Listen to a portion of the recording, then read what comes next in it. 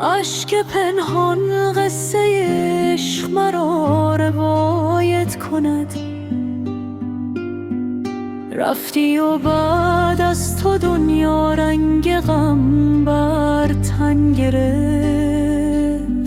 خنده از لبهای خسته بی صدا کوچید و رفت.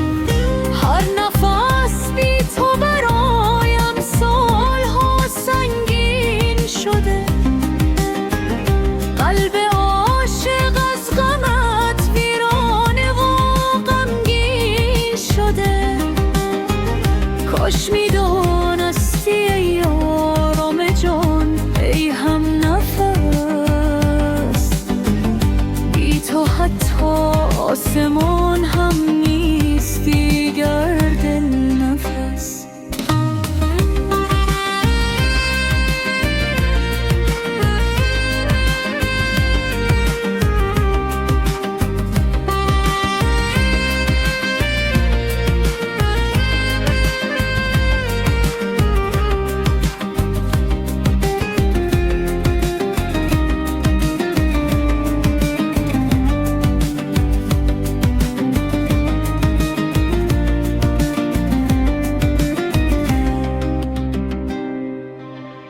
گرچه دوری عشق تو در سینام زنده بود، نام زیبایت همیشه بر دلم تا جان ببرد.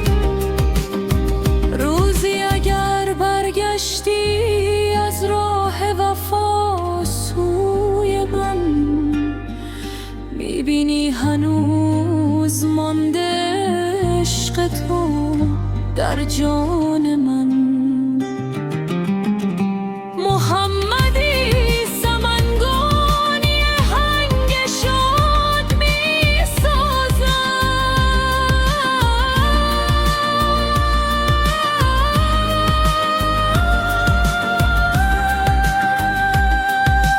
تنظیم و سرایش محمدی سمنگانی